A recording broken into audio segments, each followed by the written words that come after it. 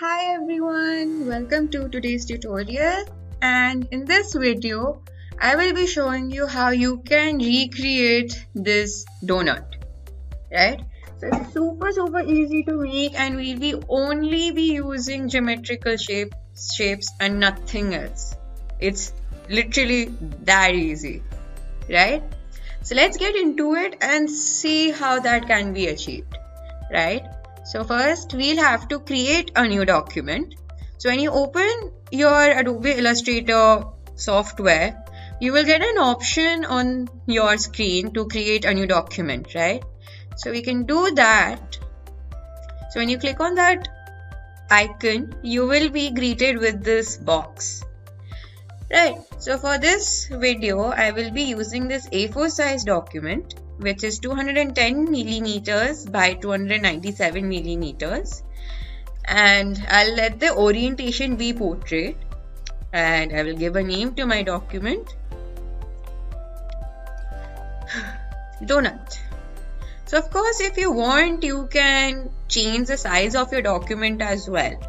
You can add in your own values in the width and the height options right here, or probably choose some other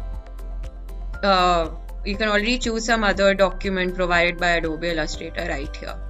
Okay, and let's go. Right. So before I begin, I would also like to make sure that I am in the right format, right? So just to be clear, I am in the Essential Classics options right here. So this will actually help me to see all the tools right here on your screen. So make sure you're in Essential Classics option. Okay. So first, the thing we need to do is that I've actually divided this entire donut into two parts, right? So the base is one and the sprinkles are on another layer, right? So first, what we're going to do is create and rename our layers. So when you open this document, automatically over here in this layer panel, a new layer will be opened, and it's right here, and you can see it's already been, by default, it's been named layer 1. So let's change the name as well. If you double click on this, you can rename this to, we'll name it base, because first we'll be creating the base before we add the sprinkles on top of this, right? So that's that. And let's create another layer, and similarly we'll double click on this and type in toppings, right?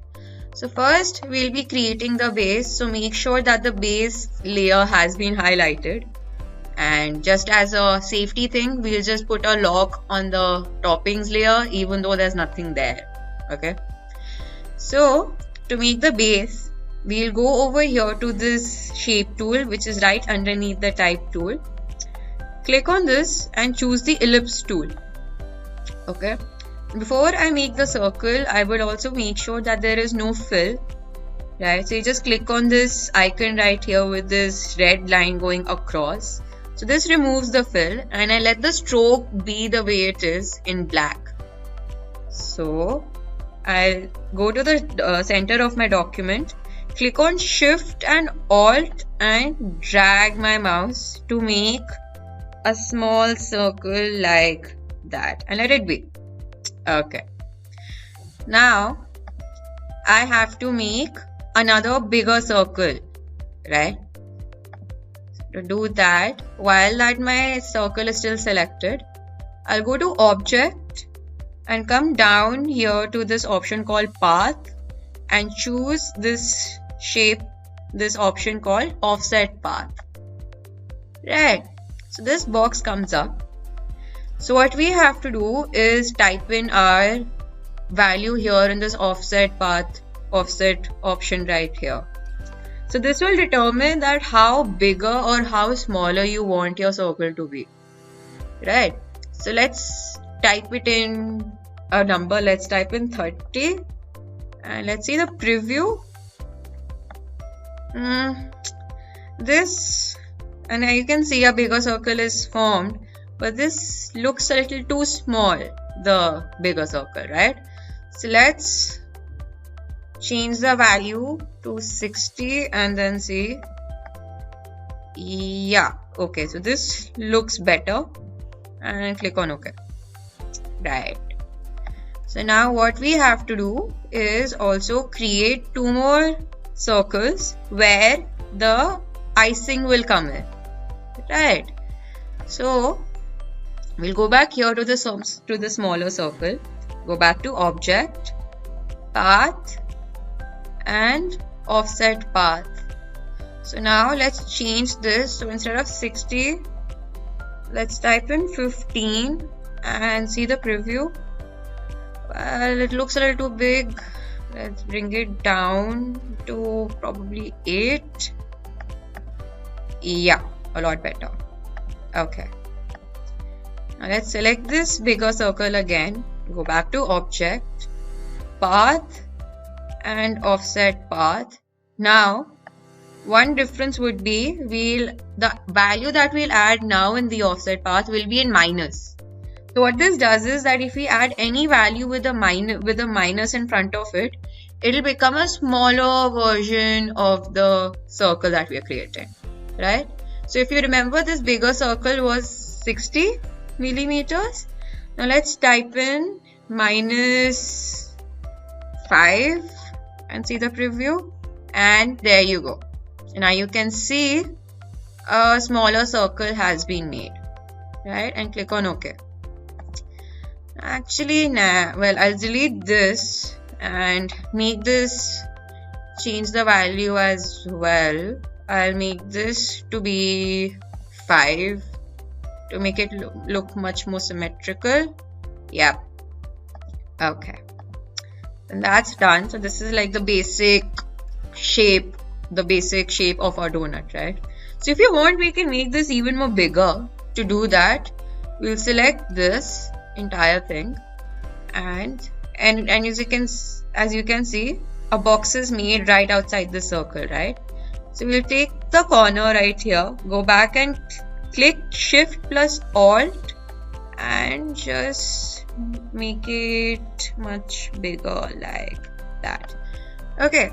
So that's because I want to make use of the A4 size document that we're using. Right, so that's done.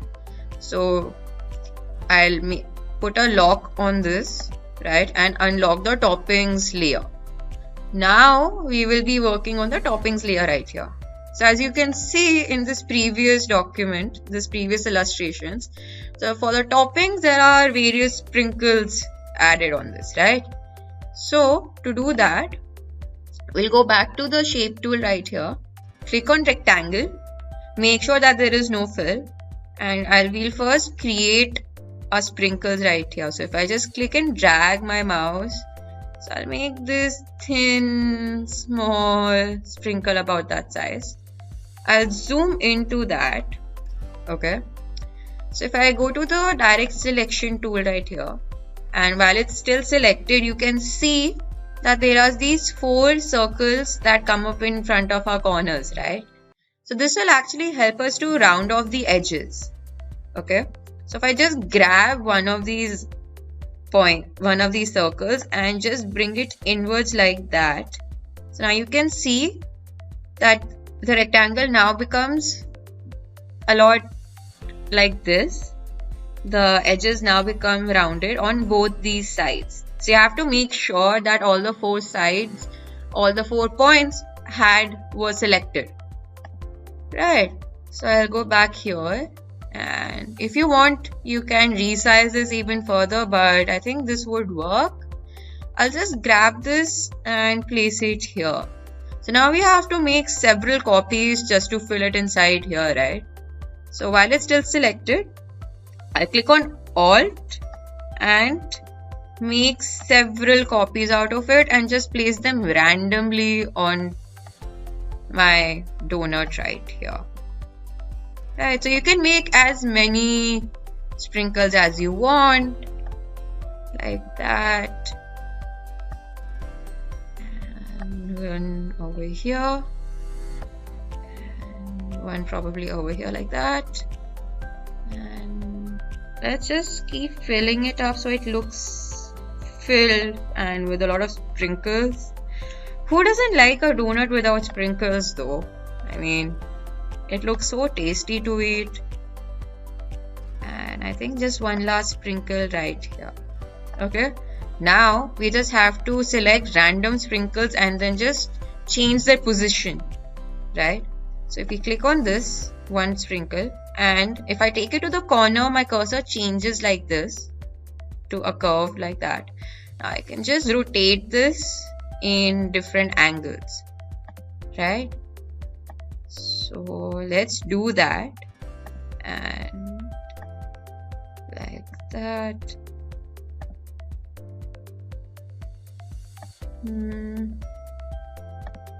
So this will take a little time, but it's totally worth it because then your donut will look more realistic, right?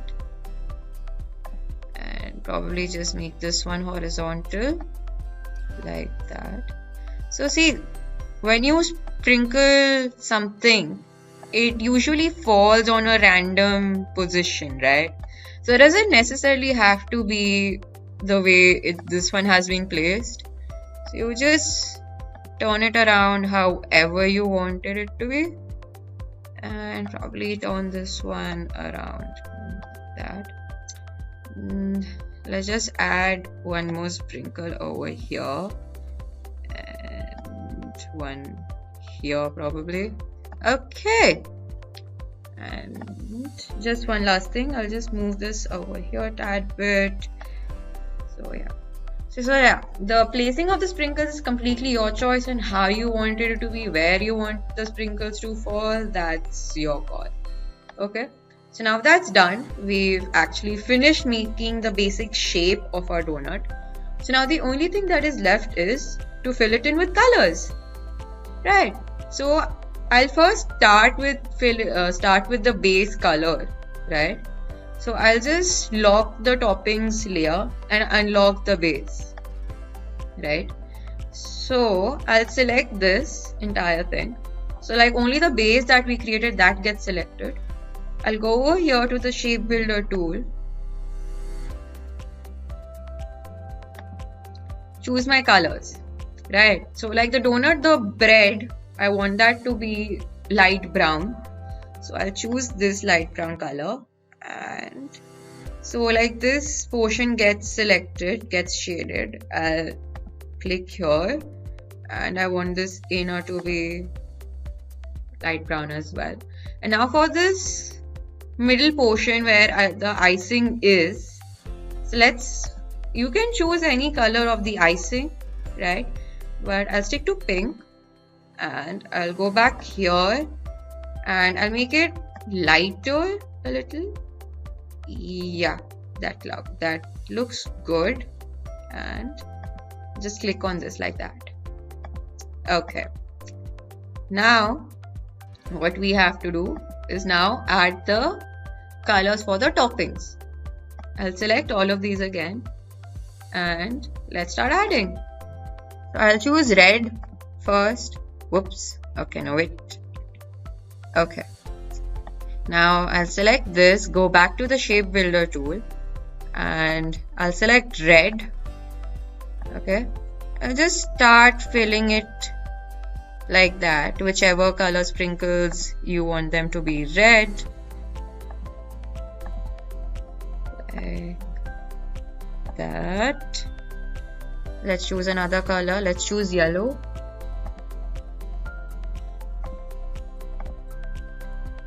That, and one more probably over here. Now let's choose another color, let's choose light blue. Give these that one, this, probably this one as well. Okay, and the last color I'll choose now is white, and just fill it up like that. Okay, now it's done, and now my donut looks a lot better. Now it looks like it has sprinkles and it looks pretty tasty to eat, right? I'll unlock the base as well. And now the final thing that I have to do is now I want to remove the outline, right? So I'll select this again and go over here to the stroke panel and just click on none. So this will remove the stroke, and there you go. Our illustration for the donut has now been ready.